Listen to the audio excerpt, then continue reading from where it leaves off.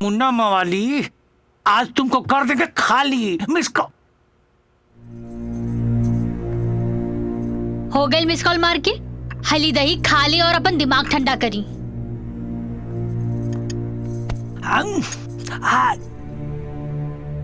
बेटा, अब तारा मवाली के सही डॉक्टर के यहाँ पहुँचौले बानी। कस के इलाज होई। जहर जहर के काटेला और लोहा लोहा के। मिस कॉल मार के। बाबूजी, ये रवा ठीक ना कहनी हो। मुन्ना के हमरा से केहू अलग ना कर पाई और ये बात रवा अपना दिमाग में बैठा ली। अरे बेशरम, आज तोर माई रहित नू तो 4 थप्पड़ लगा के तोरा के सीधा कर दी। हाँ। अरे पसंद करे के रहे तो मवाली के पसंद कैले रे। अभी बताओ तोरा महतारी के हम का जवाब देब? बेटा, हम तार बाप हई। वो मवाली के तेल निकाल दे मिस कॉल मार के।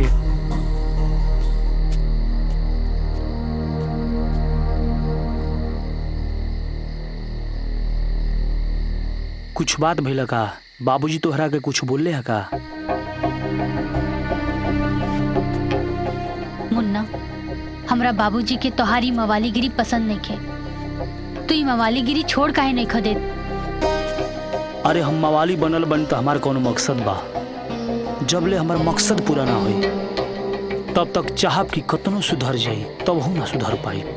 तरहल तोहरा हमरा शादी के बाद त कह देता तोहके, तोहरा हमारा प्यार के बीच में जे भी आई गोली मार देबो के।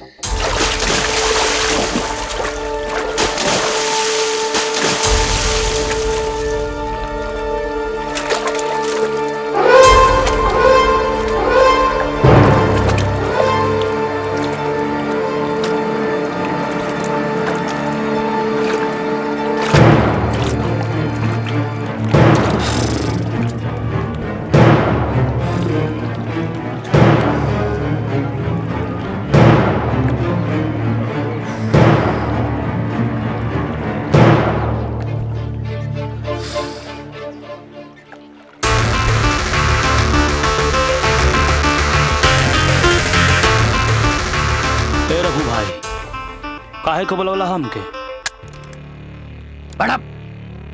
बैठो।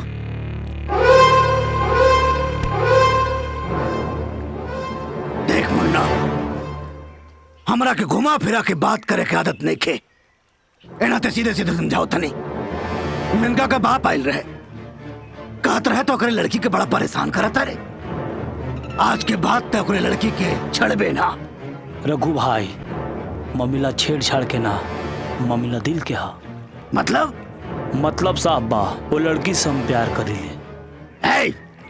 आज के बाद तो लड़की से मिलबे ना। काहे? रघु भाई से जबान लड़ाता रे। एक बार समझा दे, नहीं तो बात खोपड़ी में घुसत रही क्या? आज के बाद वो लड़की पर तो पछाई ना पड़ेगा चाहिए। अगर पड़ गई तो बोटी बोटी काटब तो के हम बोरा में भर के जाइबे। मोहब्बत करी हमारा से। आँख दिखाओ तेरे हमरा कितना है? रघु भाई की आँख दिखाओ तेरे। मोहब्बत करनी, शादी कराबो।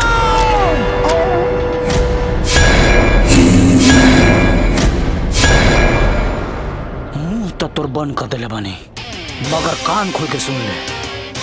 मेनका के साथ तू शादी करे के सपना भी देख ले ना तो डाला मुंह में और निकाला पछुआड़ा से।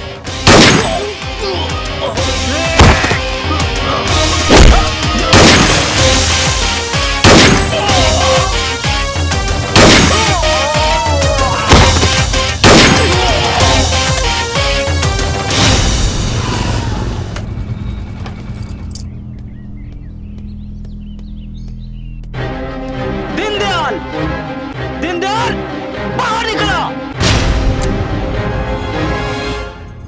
कहा है मुन्ना मवाली? अच्छा, हम मवाली हई तकर खुशी समाज से भी हा। और तू हमरा के मारे का सुपारी देखैला हा। कान खोल के सुन ल दीनदयाल जी, मेनका से हम प्यार करीले और हमरा प्यार कर खुशी का भगवान भी ना छीन सके। सिर्फ एक बार मेनका अपना मुंह से कह दे कि हम प्यार ना करीले, मेनका का छोड़ के खुद हम एजा से दूर चल जाई और चौकट पर तोहरा जीवन भर लाड ना लगाई और फिर ब्याह दिया अपने बेटी के रहू सिंह से।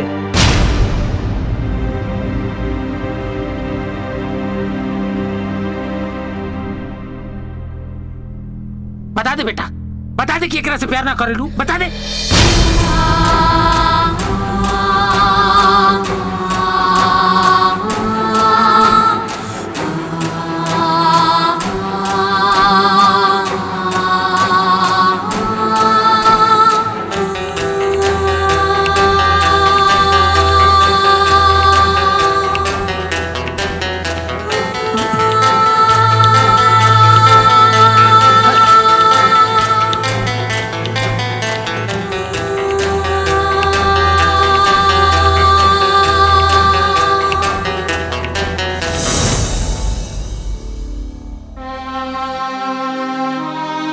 ई बा हमार जवाब।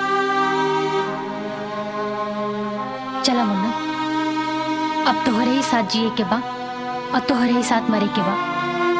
ई सांस छूट जाए लेकिन ई वादा ना टूटी। चला मुन्ना, तू चला एजा से, चला। हे, हे, हे।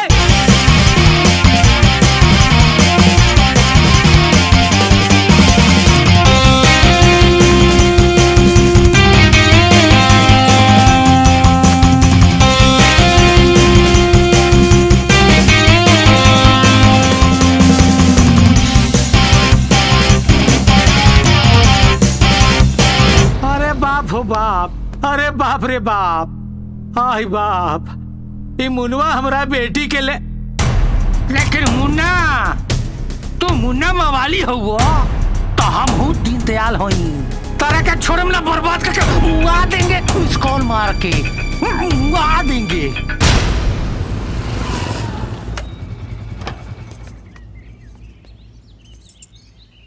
का देखा तारू, चला ना। अरे चला, कुछ ना होई।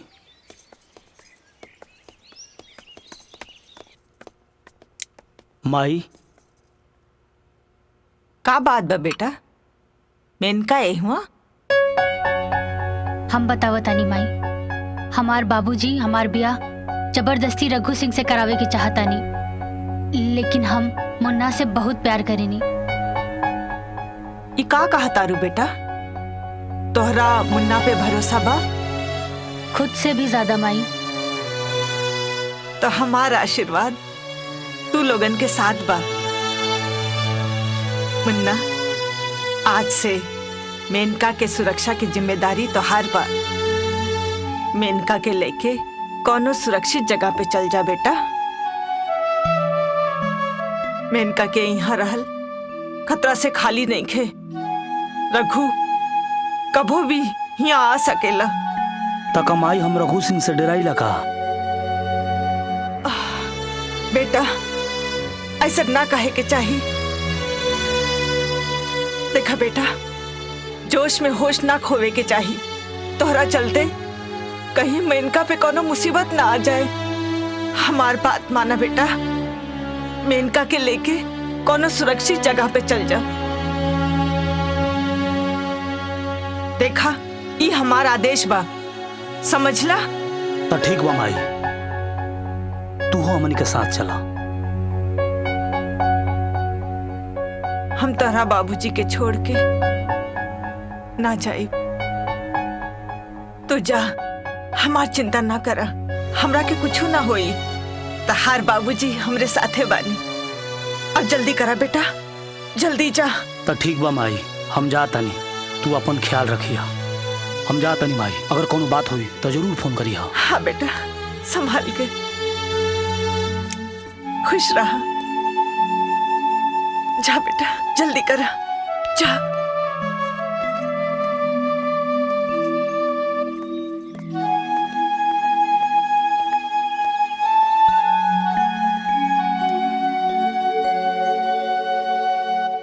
अब का होई? जेकर केहू ना होला, ओकर सहारा भगवान होले। जब जानते बाड़ू तो चला।